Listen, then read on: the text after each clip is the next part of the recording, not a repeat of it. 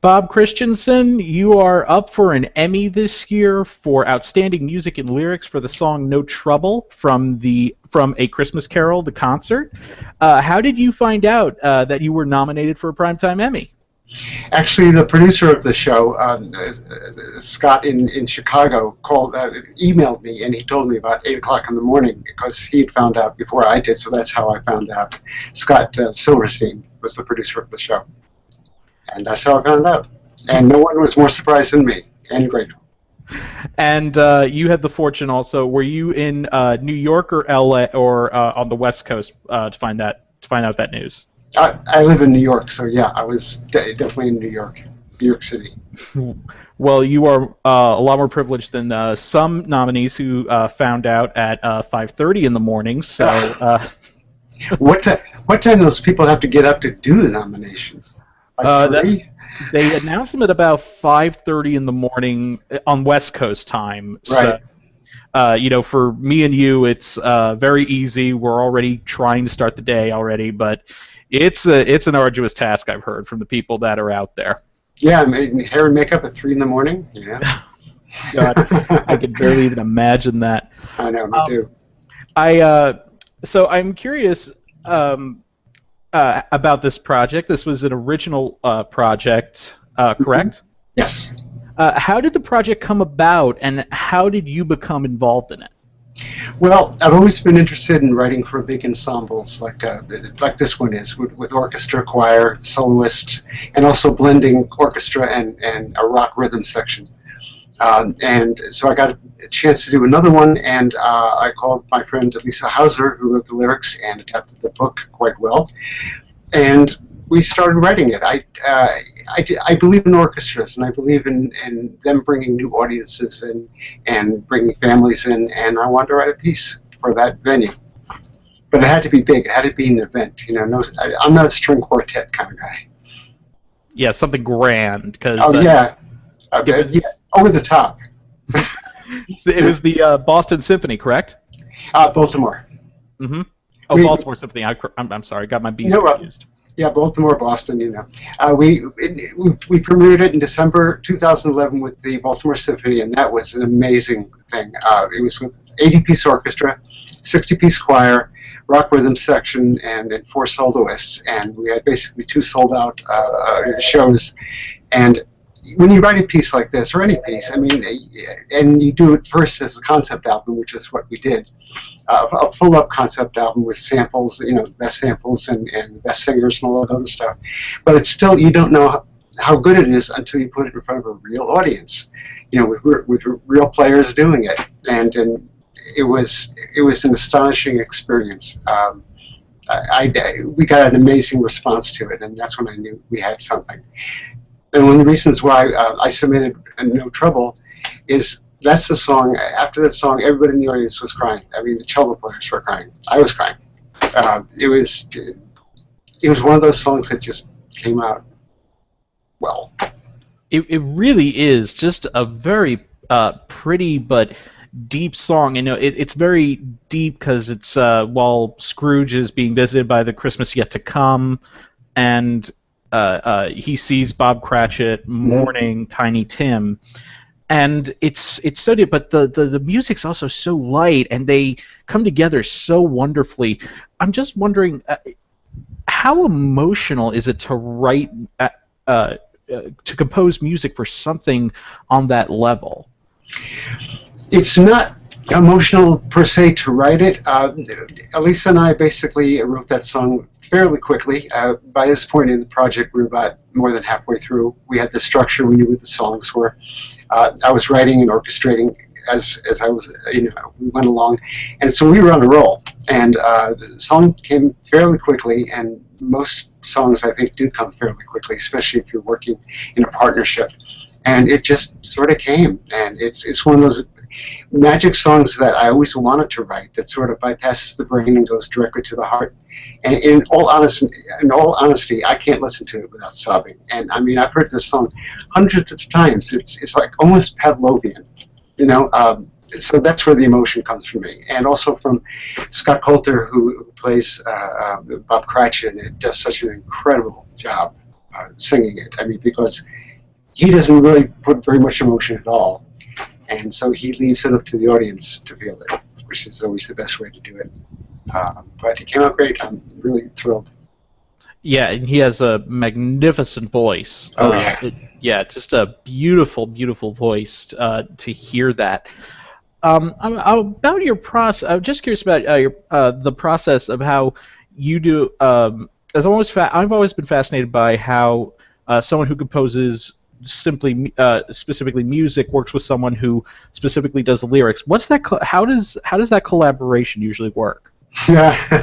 Badly. Lisa and I met in the BMI Musical Theater workshop, which is basically you go there for 2-3 years and you learn structured musical theater. Now, I started in New York as a Broadway conductor, and I've always had, but I also have my master's in composition, so I've always had like one foot in Broadway, one foot in rock and roll, and one foot in the orchestra. But finding a good collaborator, especially even a lyricist, for me, from my perspective, is almost harder than finding a life partner, because you communicate on such a it's voodoo. You communicate on a level that is almost unconscious. I mean, there is a lot of intellect involved, and there's skill and all that other stuff, and craft. You have to have the craft to be able to do this stuff. But mostly it's just pure luck, and I looked at. I've written with a lot of lyricists that weren't wonderful, and what I mean by that is they wrote good poetry, but they didn't write good lyrics, and they're two different things. But Elisa she's been on stage a lot. She was in Beauty and the Beast. She's a great singer herself, so she knows how to write lyrics. Because she would sing them herself. If they didn't sing to her, they wouldn't sing to me. So by the time I got the lyrics, I put my own melody to them, but they already basically sang by themselves. It was a joy. It was really a joy, and that happens rarely. Happens very rarely. That's a wonderful story. It's actually very heartwarming in itself. I'm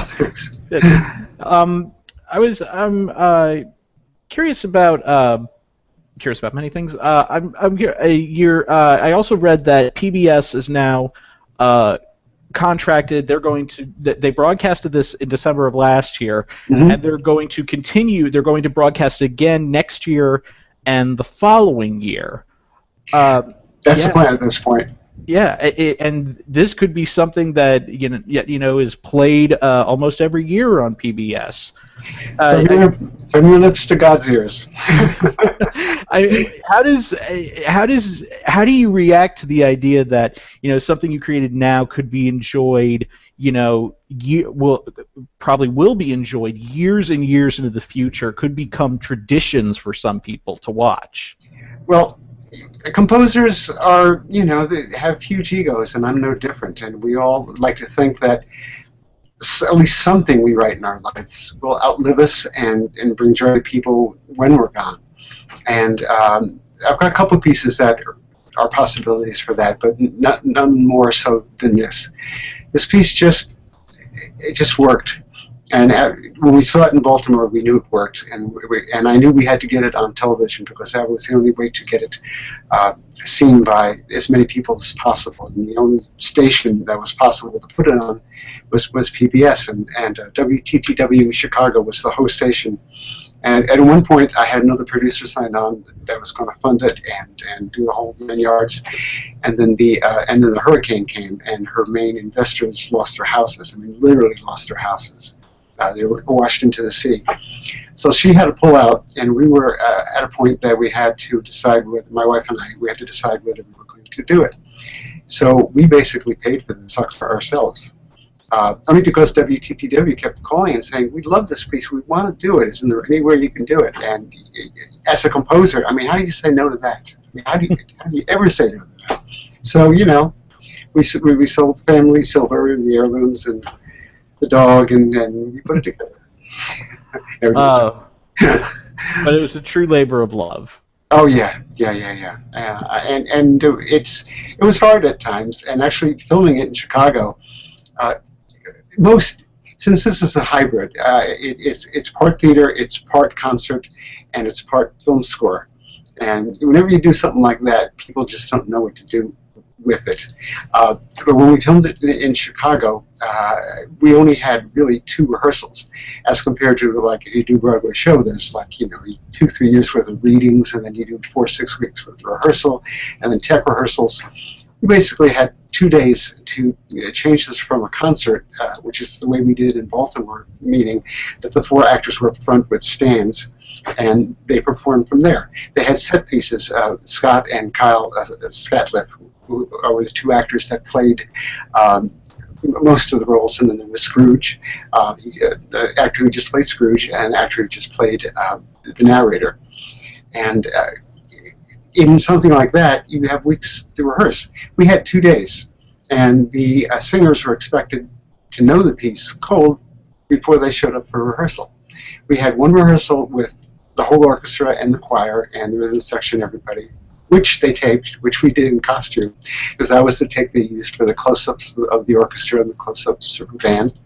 And then the next day we did 2 performances, 1 with an audience, 1 without, filmed both, and then went into post-production. It was like being hit by a Mack truck. In a nice way, if that's possible. The most joyous collision you could ever think of. But it's all about collaboration, and everybody in Chicago. I mean, it was really a collaboration. I mean, Elise and I wrote it, I arranged it, I orchestrated it, I was music director, but it was a collaboration, and it was just those are the best things in the world, and that's why it came out the way it did. Speaking of some of the things that you've done something that you're doing that has lasted, in doing some research, I saw that one of the first things you worked on was Gilda Live with with Emmy winner Gilda Radner. Who won an Emmy for Saturday Night Live. What was that experience like? I've always heard my roommate. I will say my roommate is a huge Gilda Radner fan. She's younger than me, and she knows who Gilda Radner is, and she's a huge fan. That's amazing. Yeah. Well, at that time I was good friends with Paul Schaefer, and he was doing Gilda's show. He actually wrote all the music for Gilda's show. And he asked me to come in and play piano and conduct the show. And at the time, I was conducting another show on Broadway called The Magic Show, which was written by Stephen Schwartz. And I said, sure, it sounds great, because I was a big Saturday Night Live fan. I mean, everybody my age went home Saturday night and just after we did our own shows and watched Saturday Night Live, especially the first 5 years. Well, working with Gilda was, she was the sweetest lady in the world. I mean, she felt most at home on the stage and was a little bit more insecure when she got off, but she was incredibly generous and out of spirit and monetarily. I mean, we did Boston at one point. That's where they filmed most of the show. They did pickup shots at BAM, but they filmed most of the show in Boston. And they were paying us actually a pretty good per diem and for food and stuff like that, but she didn't care. She took us all out to dinner every night after the show. Got these like $80 bottles of wine for the table. I mean, just her own money. A very, very wonderful, generous person who died way, way, way too young. That is unfortunately very, very true. Another thing that you're very well known for is you composed the theme that CBS uses for the NCAA basketball tournaments in March. Yeah. Have you? And that theme has really become kind of iconic. Thank you. I think it has. As someone who I do occasionally watch and ask what that big orange thing all the people are touching is. What is the experience like? We always know about doing lots of labors of love. What's the experience of being? Were you hired to do that? And what's the experience behind composing something that's like maybe just 2 minutes long like that? I think it was actually, yeah, you're exactly right. The big piece was 2 minutes long, but the most people hear is usually da da da da da da da, and then they cut. What it was like, I wrote it for CBS for a man named Doug Toohey, who was head of on-air promotion at the time. and did all the promos, and I also did the Winter Olympics with him, arranged and conducted all the music for the Olympics. I did a lot of stuff for CBS at that time, and he just asked me if I wanted to compete for this new basketball theme, and I said sure. And staying true to television, I had to have it like either the next day or the day afterwards, and it just came out. I just got lucky. I got lucky, and it gave CBS a theme they could hang their hat on, and it gave NCAA a theme to hang their hat on. And every year they play that, I just say thank you, thank you, thank you. When the BMI checks come in the mail, it's been wonderful. It was very lucky, and I'm proud of the theme. It's a good theme, even though you don't get to hear most of it. Well, I know that whenever I hear it, I know there's a game that's about to come on. I'm going to wrap this up right now, but I do want to ask just one little bit more. We are an awards site. What are you planning on preparing anything? Are you going to be at this creative arts ceremony later? You betcha.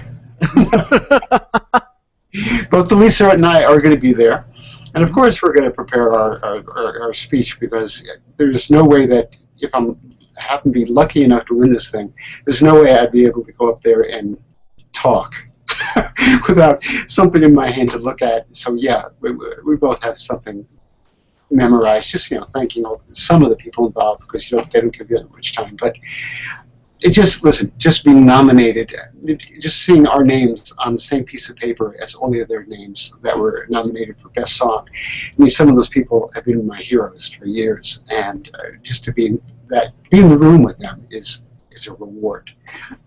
Not to mention all the other music awards. People like Bear McCready, and they're just so many people. I'm hoping to get to meet them. That's going to be a reward enough for me. No, I lied. I really want to win it, but yeah, I'm up against some stiff competition. It's a diverse field. I mean, not only is your program up, but Sons of Anarchy is one of the shows in there, which I missed when I was going over the Emmy nominees. It kind of blew my mind that's where it finally gets recognition. Yeah. Are you? Is it? I mean, is this whole kind of thing kind of surreal for you? That I know you've been nominated for a sports Emmy before. Am I correct about that? Yes. Yeah, and I've won a lot of Clios and a lot of other awards for all the commercials I've done, and for a lot of the sports music. I've written over 30 major sports themes for ESPN, ABC, and CBS. So I've won awards for that, but I've never won an Emmy. And especially for something that I care so deeply about. So this means a lot. This means an awful lot. Well, one thing that sounds great is that you are dead set on having a great time while you're out there. Yep.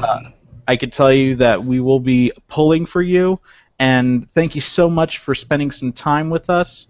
And we wish you all the best next month. Thank you very much. It's been a joy talking to you. Thanks.